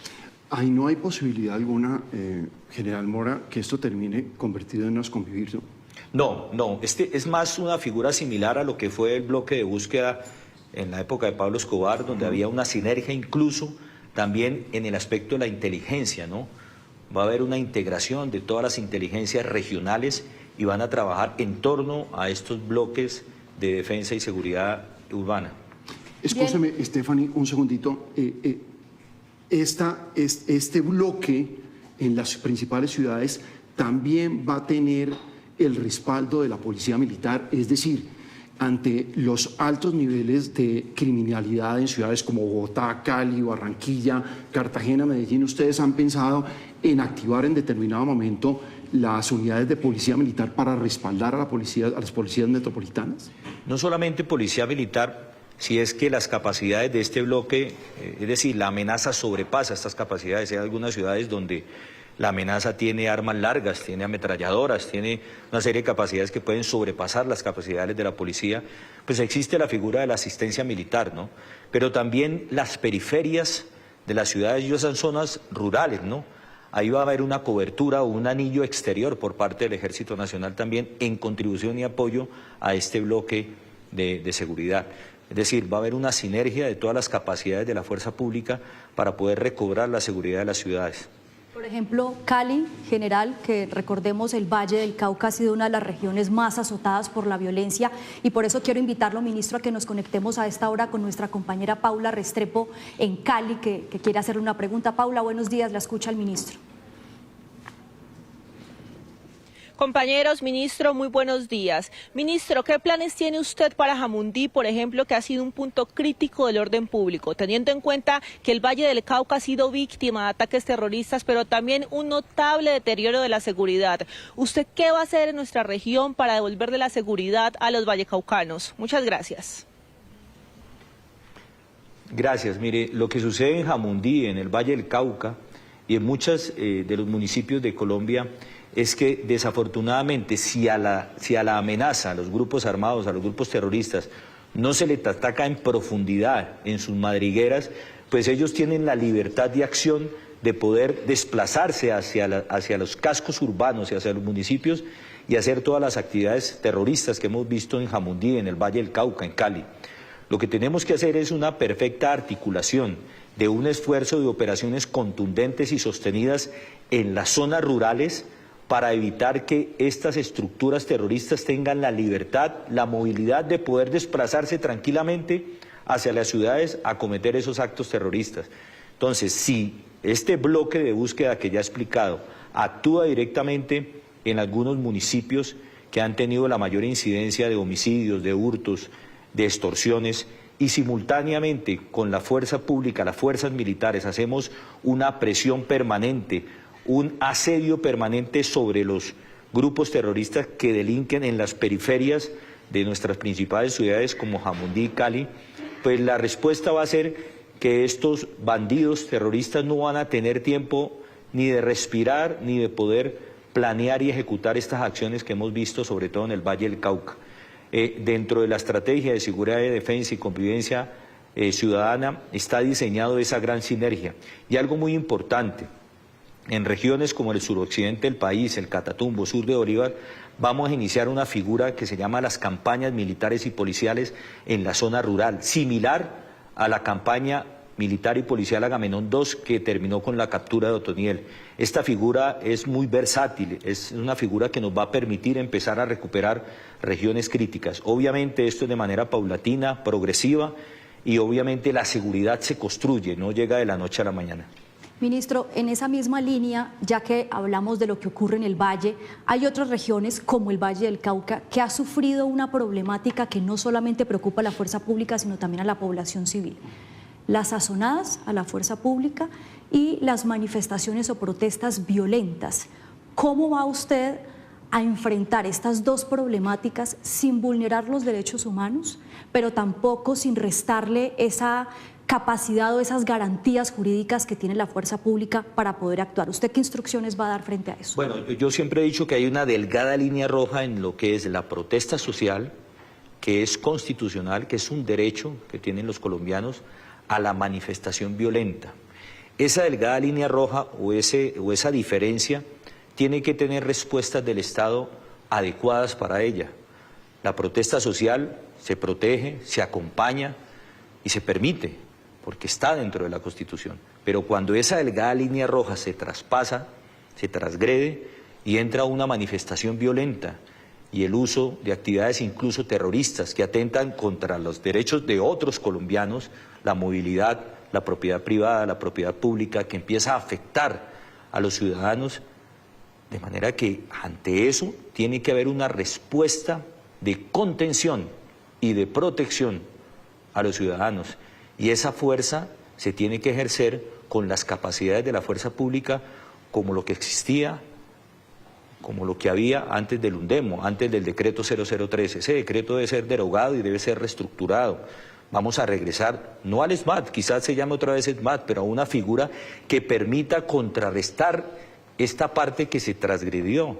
Es decir, no podemos tener una respuesta tibia ante un efecto que atenta incluso contra la vida de los ciudadanos. Esto lo estamos manejando muy bien, siempre dentro del marco de los derechos humanos y el derecho internacional humanitario. Pero el Estado colombiano, las ciudades, deben tener una respuesta adecuada de escuadrones antidisturbios con armas menos letales que permitan sobreponerse ante esas actividades, porque no podemos dejar desprotegidos a los ciudadanos. Esto se está diseñando muy bien, vuelvo y reitero, manteniendo los derechos humanos, el de respeto al DIH, pero el país y los ciudadanos no pueden quedarse a la merced de unos violentos y unos terroristas que asesinen, destruyan y el Estado no responda. Recordemos que la seguridad es un bien común y es una responsabilidad del Estado proteger a los colombianos. En el caso de las azonadas, ministro, perdóneme que le insista, ¿cuál va a ser la instrucción puntualmente? O sea, el escenario es la fuerza pública rodeada por civiles, población civil que en la mayoría de los casos está instrumentalizada. En esos casos puntualmente, ¿qué orden le va a dar usted a la fuerza pública? ¿Cómo va a proceder? La tecnología es fundamental. Si todos nuestros hombres que afrontan este tipo de situaciones de crisis están dotados de cámaras, están dotados de elementos tecnológicos, tienen el acompañamiento efectivo, pues evidentemente vamos a poder empezar a judicializar a esta gente en fragancia, pero también unos procesos ágiles que permitan mostrarle a la comunidad que quien comete esos actos violentos, que quien transgrede la ley, pues hay una acción efectiva del Estado. Es ahí donde ya esta gente empieza a tener miedo de volver a repetir estos actos. Aquí lo que tiene que haber es una perfecta armonización, primero de la institucionalidad y segundo, de que la fuerza pública tenga las herramientas suficientes tecnológicas, preparación, entrenamiento para poder responder a esto. Es decir, ministro, que se acaban los secuestros de policías y de soldados en lugares en donde se sabe que hay producción de coca, es lo que me está diciendo Total, usted. eso no se puede permitir.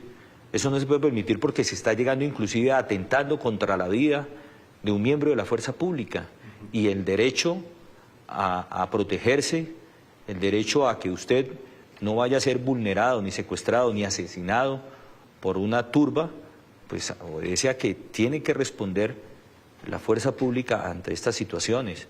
Es que la misma jurisprudencia y el mismo Código Penal lo establece. Entonces, ellos están cometiendo unos delitos. Lo que sucede es que no se hacen efectivos, pero la gran mayoría de personas que nazonadas han atentado contra nuestros soldados y policías de la patria están cometiendo un delito, se deben capturar, se deben proceder y se deben condenar.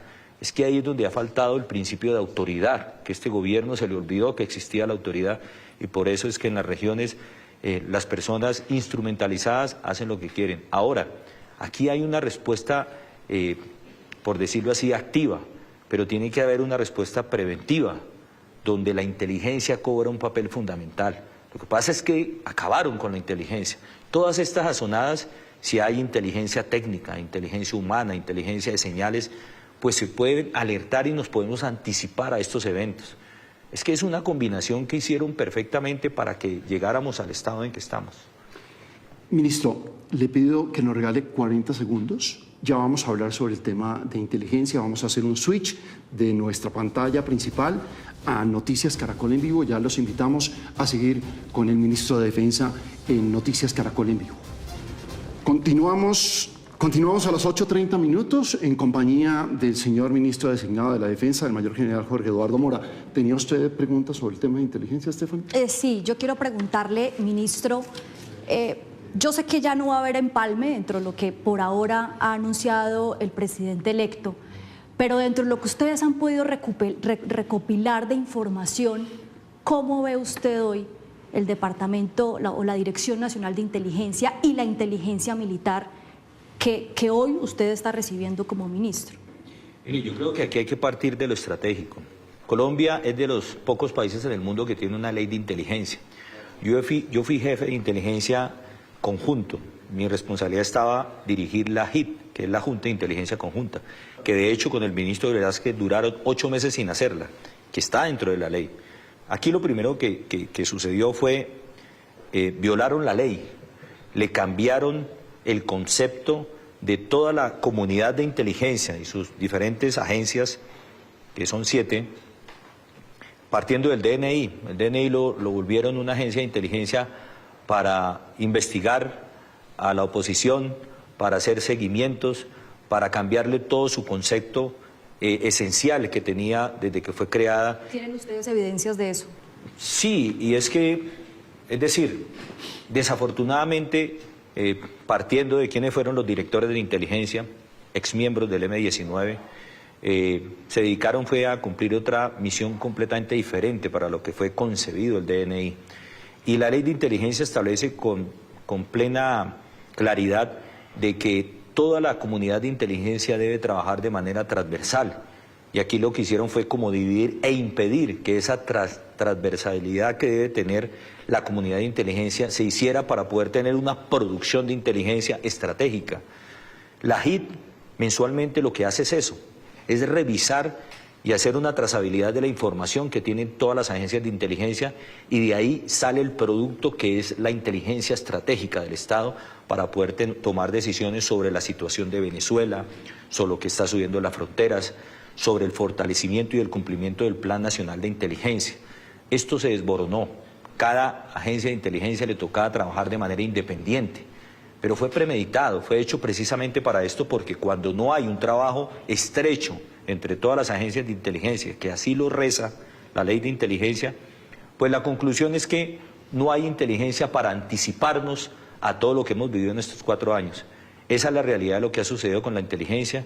Hay que repotencializar la inteligencia, por eso es fundamental mirar y pensar en alguna gente, oficiales con capacidades de inteligencia, para que nos ayuden a recomponer la inteligencia, que es un sistema fundamental para poder cumplir este plan y esta estrategia que tenemos para recuperar la seguridad de Colombia. Señor ministro, bajo lo que usted nos ha dicho, ¿usted qué sugerencia le va a hacer al presidente de la Espriella sobre el futuro de la DNI? ¿Liquidarla? No, yo creo que hay que hacer una reestructuración y hay que recuperar lo que se perdió, pero también tenemos que mejorar sus capacidades.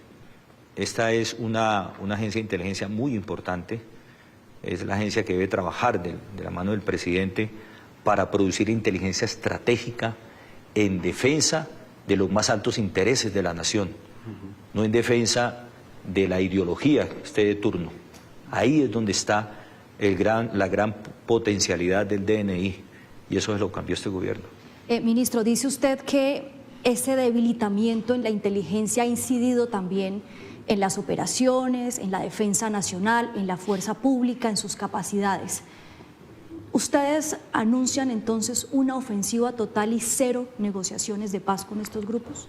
No, la negociación de paz se llama sometimiento a la justicia, que está dentro del marco jurídico de nuestra república. Es decir, no hay otra opción.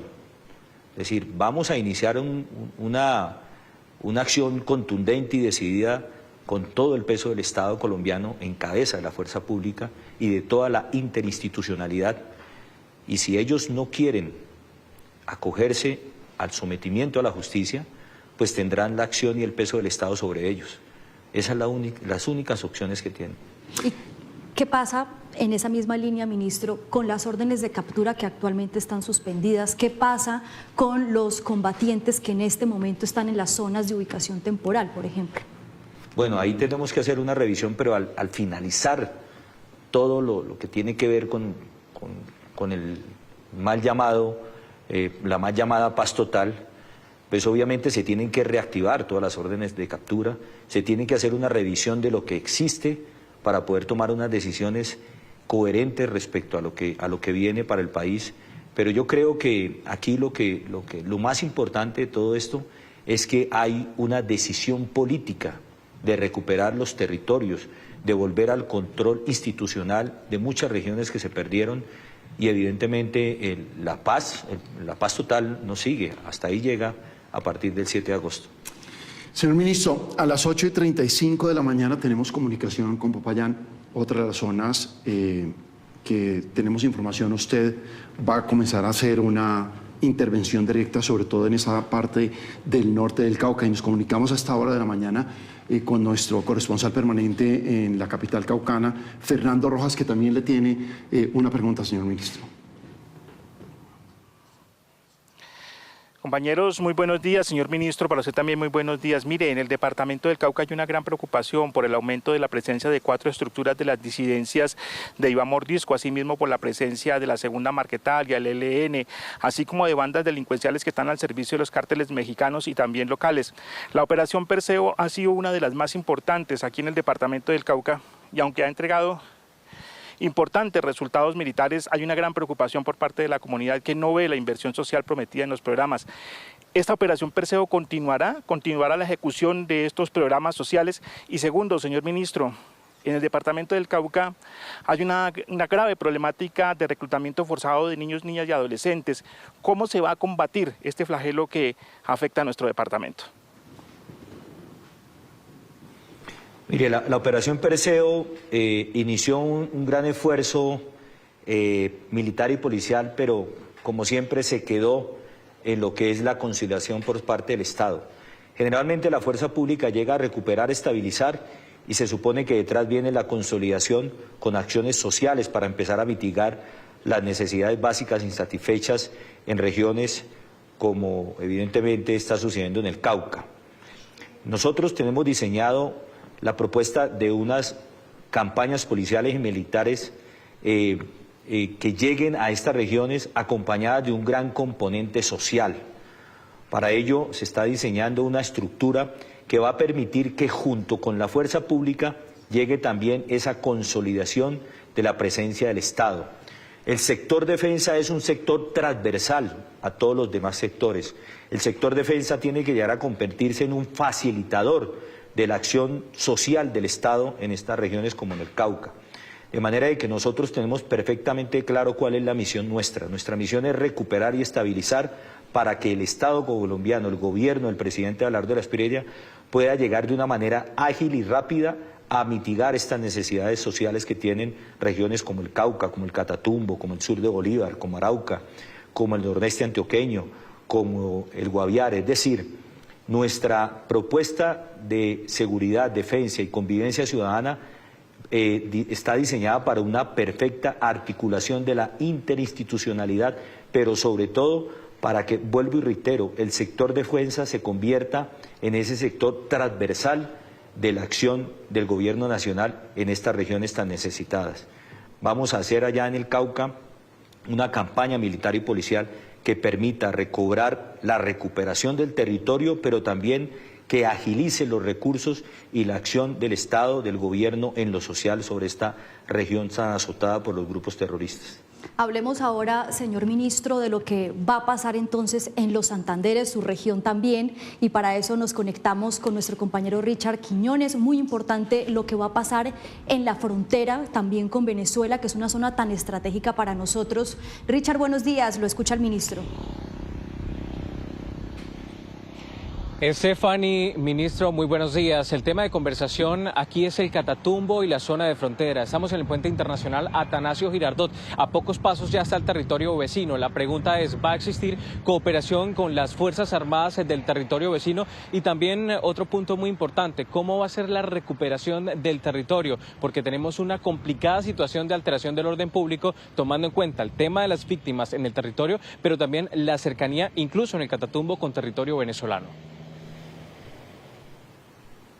Richard, muchas gracias. Un saludo especial para usted. Pues usted bien sabe, yo siendo cucuteño y norte santandereano, conozco perfectamente qué es lo que sucede en el Catatumbo. El relacionamiento del gobierno del doctor Abelardo de la Espriella con Venezuela va a salir a través de Venezuela. Perdón, desde los Estados Unidos. Venezuela está en un proceso de transición a la democracia. Estados Unidos está haciendo una articulación importante con el gobierno venezolano y nuestro relacionamiento va a ser a través del gobierno de los Estados Unidos.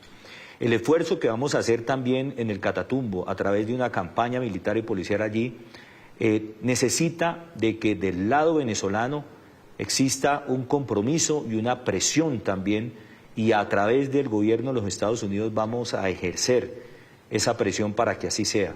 Todos sabemos y conocemos, y yo sé que la inteligencia del Estado en estos momentos sabe que en Venezuela existen los campamentos del ELN, sus principales cabecillas están allí refugiados, de manera de que de nada sirve que hagamos un esfuerzo contundente y de contención y protección acá si del otro lado no existe la misma reciprocidad. Por eso, a través de los Estados Unidos, vamos a hacer este efecto de presión para que así sea.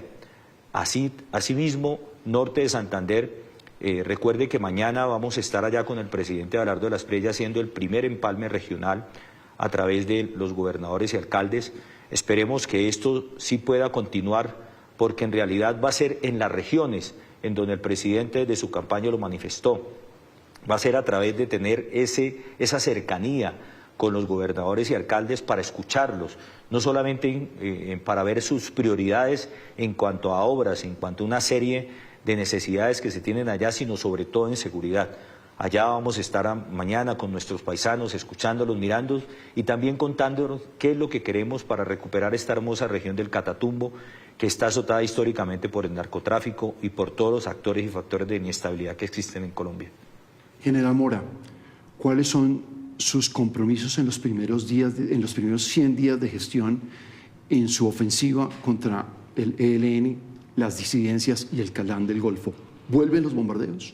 Sí, por supuesto. Los bombardeos es una de las herramientas estratégicas más importantes, precisamente para lo que yo hablaba, para neutralizar el accionar. La libertad de acción que tienen los grupos armados es producto de que no hay una presión, de que no hay una sostenibilidad de la contundencia operacional en profundidad, y los bombardeos se hacen en profundidad para atacar sus madrigueras, sus campamentos, los cabecillas, quienes desde ahí son el cerebro de lo que sucede en las ciudades, en las regiones y en otras partes. Es decir, va a haber una perfecta combinación de bombardeos, de presión, de operaciones especiales, pero también una recuperación del control territorial.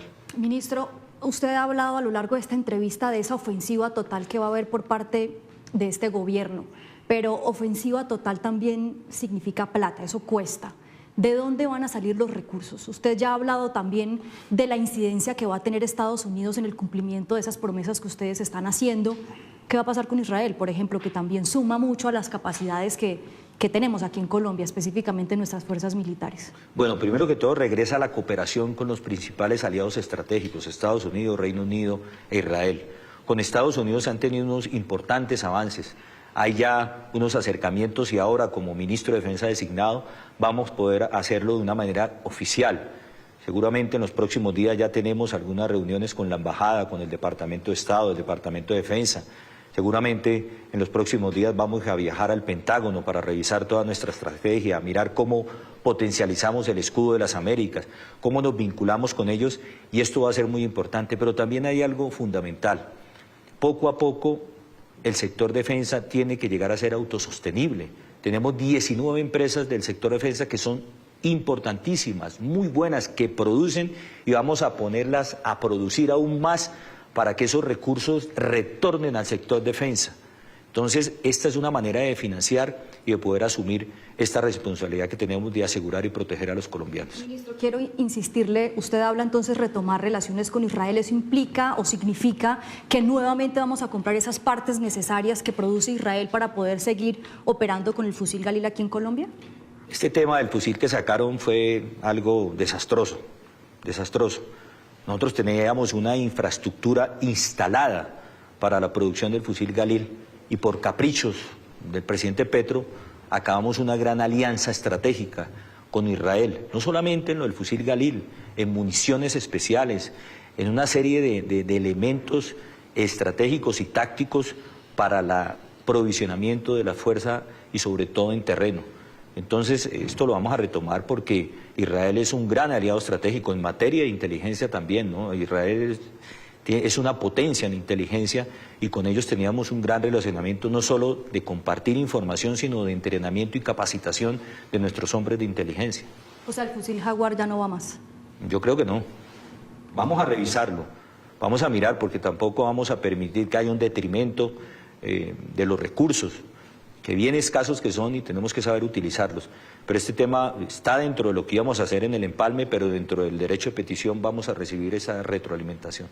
Señor ministro, tenemos muchísimo tiempo, tenemos muchísimas cosas de que hablar con usted, pero ya el tiempo se nos acabó, usted tiene varias reuniones pendientes, le agradecemos inmensamente haber estado con nosotros en Noticias Caracol durante estos minutos.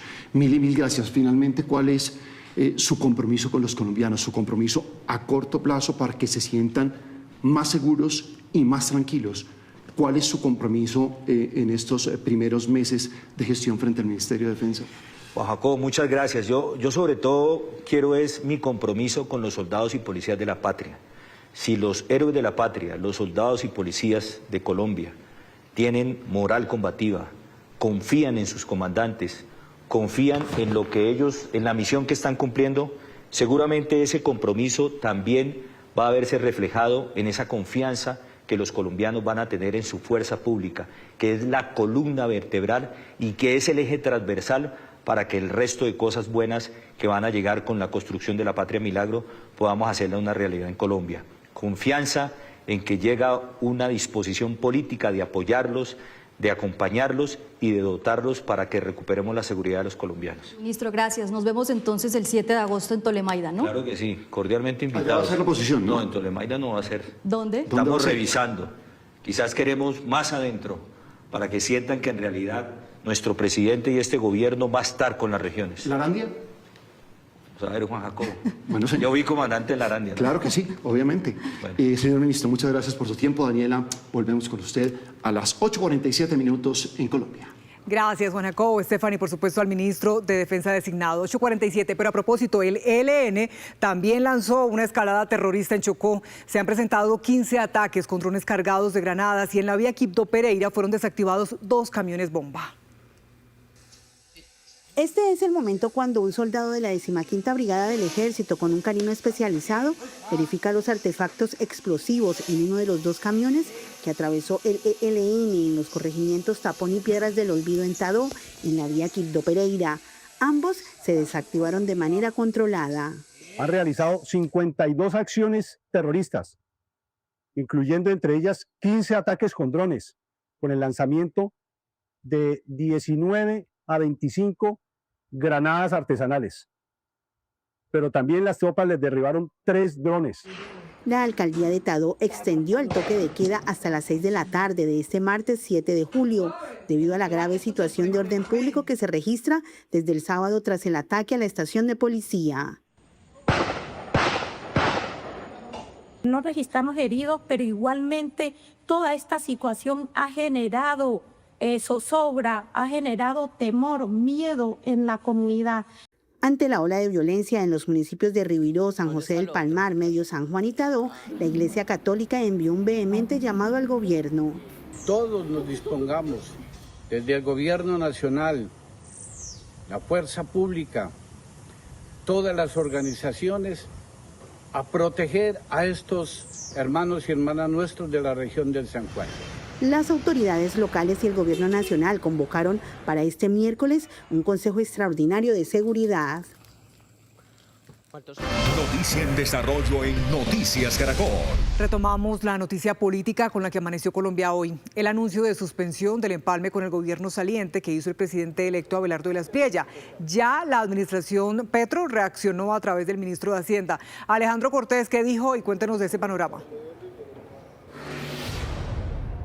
Daniela, buenos días. Pues efectivamente fue una noticia que se conoció sobre las 6:30 de la mañana a través de la cuenta de X del presidente electo Abelardo de la Espriella. Dijo y le solicitó a la vicepresidente electo José Manuel Restrepo que suspendiera de manera inmediata este proceso de empalme. Dijo que su deber es proteger los intereses de la nación y garantizar la transición seria, transparente y al servicio de los colombianos y nunca legitimar, dice él, el desastre ni el desconocimiento del orden constitucional, por lo que en el transcurso de la mañana también se dirigirá a los colombianos a través de sus redes sociales en una nueva transmisión para explicar detalles del por qué se toma esta decisión. El vicepresidente electo José Manuel Restrepo pues le respondió a través de su cuenta de X también al presidente electo Abelardo de la Espriella. Dijo que ya se le dio la orden a todos los coordinadores y facilitadores sobre su instrucción de suspender de manera inmediata el proceso de empalme y dijo que se debe respetar a los casi 13 millones de colombianos que apostaron por la presidencia de quien fue electo Abelardo de la Espriella.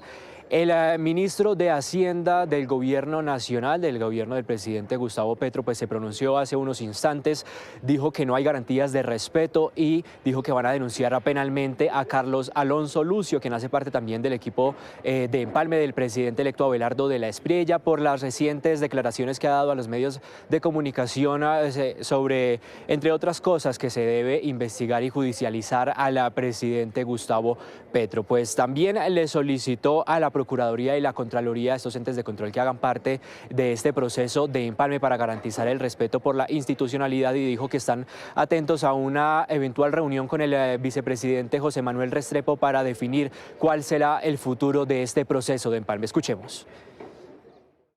Solicito a todos los ministros y directores de departamentos administrativos suspender las mesas de empalme. Y a usted, doctor José Manuel Restrepo, evaluar los acontecimientos. Y lo invito, después de que tengan ustedes claridad de las implicaciones de todos los actos que se han cometido, para reunirnos y definir el futuro de este proceso. El empalme no es una investigación penal, el empalme no es un juicio. El empalme no es una plataforma política. Precisamente porque creemos en el Estado de Derecho y en las instituciones de la República, informamos que el Gobierno Nacional radicó una denuncia penal contra el señor Carlos Alonso Lucio con ocasión de las declaraciones que ofreció por considerar que dichas manifestaciones afectan la honra y el buen nombre del señor presidente de la República y de su equipo de gobierno. Ese asunto deberá resolverse donde corresponde, ante las autoridades competentes, no en la mesa del empalme. Del mismo modo, el Comité Nacional de Empalme ha extendido una invitación formal al señor Gregorio Eljas Pacheco, Procurador General de la Nación, para que, si así lo considera pertinente, disponga la participación de los procuradores delegados o de los funcionarios que estime competentes en las distintas sesiones sectoriales de empalme, en ejercicio de la función preventiva que la Constitución asigna a ese organismo de control. Saludamos igualmente el acompañamiento de la Contraloría General de la República, convencidos de que la presencia de los organismos de control fortalece la transparencia, la confianza pública y las garantías institucionales para todas las partes. El vicepresidente electo José Manuel Restrepo también dijo que seguirán trabajando, investigando y recopilando información y documentando con rigor la realidad del país y la situación que el próximo gobierno deberá enfrentar, y por parte del gobierno nacional pues dicen que continuarán con el proceso de empalme, pero que este se le dará a conocer a todos los colombianos. Organismos internacionales comenzaron a instalar hospitales de campaña para atender a las víctimas y a los damnificados del terremoto. Tan solo en un día han brindado atención médica a más de 200 personas. Él es Eric Tejeda, tiene 15 años y está con su familia en una comisaría policial que sirve de refugio a cientos de personas. Hoy lo trasladaron en autobuses al Parque del Este, donde la Agencia Española de Cooperación Internacional para el Desarrollo realiza triaje, evalúa y presta atención psicológica a víctimas del doble terremoto. En este momento, sinceramente, no me siento listo para confrontar todo lo que pasó. Uno sigue como reprimido. Perdí 2 primas y casi la mitad de mi salón. Desde traumatología hasta exámenes de sangre, más de 30 personas enviadas por el Ayuntamiento de Madrid están atendiendo a heridos y damnificados. Alguna consulta general, pues porque han tenido que interrumpir su tratamiento de lo que fuera, pues porque por la situación que se ha dado. Este hospital provisional es autosuficiente. Se instaló el 3 de julio y atiende a unas 200 personas por día. Al menos durante un mes, la cooperación española dejará este hospital de campaña en este lugar, el Parque del Este, para atender de los diferentes refugios a víctimas del doble terremoto del pasado 24 de junio. Dos explosiones marcaron la llegada a Siria del presidente de Francia, Emmanuel Macron. Las detonaciones se registraron en los alrededores del hotel donde se hospeda el mandatario y dejaron cerca de 18 personas heridas. Macron afirmó que su país está dispuesto a acompañar la reconstrucción de Siria y ayudar a convertirla con el tiempo en un centro regional para nuevas cadenas logísticas y corredores energéticos. El presidente de Estados Unidos, Donald Trump, llegó a Ankara, Turquía, para participar en la cumbre de líderes de la OTAN. La cumbre número 36 está marcada por los planes de aumentar la inversión aliada en defensa y el apoyo a Ucrania en su confrontación con Rusia. El mandatario estadounidense es el primero en volver a Turquía desde el gobierno de Obama. Allí tiene previsto dar luz verde a su homólogo turco Erdogan para adquirir modernos cazas norteamericanos del tipo F-35. Hoy gane nuestra selección. Hacemos una pausa en Noticias Caracol en vivo y ya regresamos con Juan Camilo Cortés, quien tiene más información y entrevistas aquí en nuestra señal digital. Buen martes.